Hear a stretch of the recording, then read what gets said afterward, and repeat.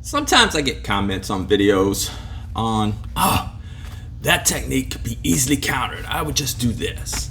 Or I'll be at a MMA fight and the person will be like, oh man, you could have just easily countered that. That person could have easily countered that move. Like they got caught in an arm bar. Had they just done the hitchhiker escape, they would have escaped. They should have just trained more, And it's always interesting when I hear these comments, whether it's on social media or sometimes it's from spectators in the crowd.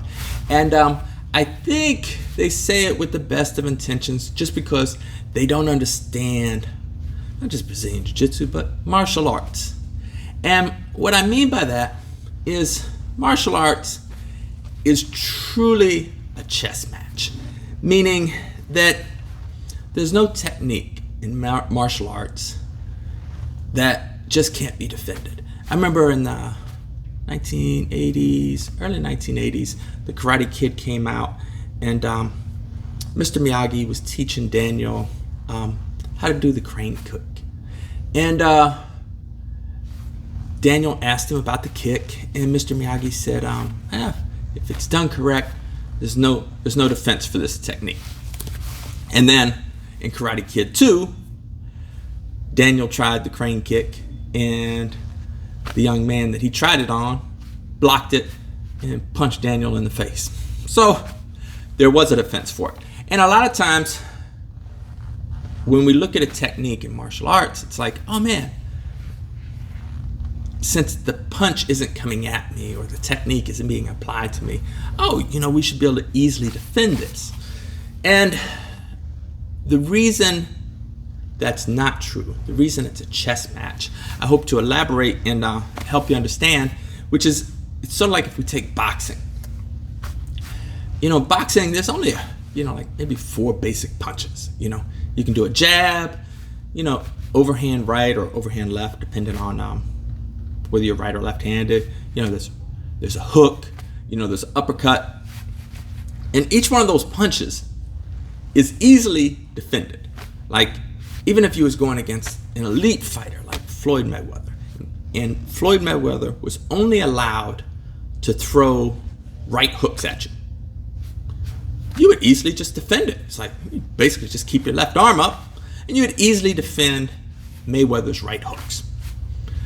The problem is, in boxing or in martial arts, he's not limited to just this particular punch. So a right hook could easily be defended. But when he's also throwing a left jab or a right uppercut or an overhand left, now your defense is moving, it's shifting. And next thing you know, here comes the overhand right, or here comes the right hook, and you're knocked out. So these are devastating punches, but they can be defended, but it's whether you realize what punch is coming, you see it in time, and you defend it. But if you don't see it in time, if you don't see the technique in time, even if you know the technique, the punch could land and you get knocked out. So that's the deal with techniques, whether we're talking about punches or whether we're talking about different jiu-jitsu techniques. Every jiu-jitsu technique could be countered. It's just whether you know the counter and whether you can identify the technique being used against you in time to implement the counter. Now, when you're sitting in the stands of an MMA fight, or if you're sitting at home on your computer in your mom's basement, typing away on social media, you could watch these videos and you say, man, I would just counter this, and I would just do this, and that wouldn't work. And that seems very easy.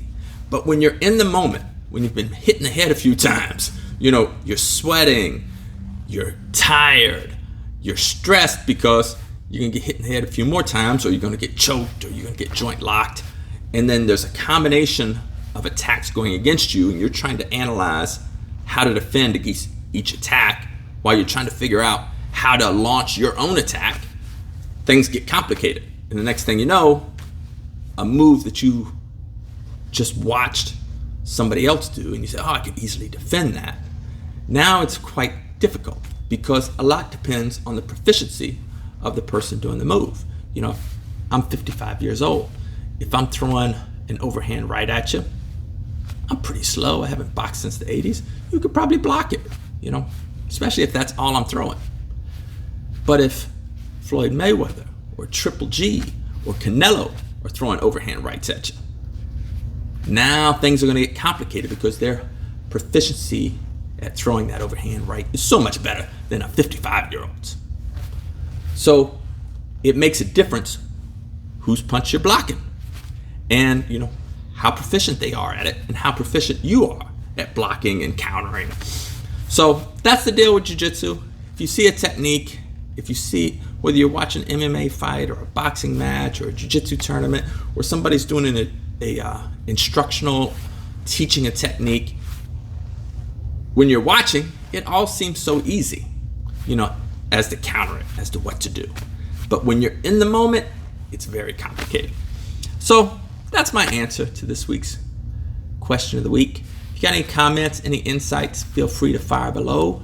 I always enjoy the comments, even the comments from the trolls, because bless y'all's heart, you got to have something to do while you're in your mom's basement. All right, ciao.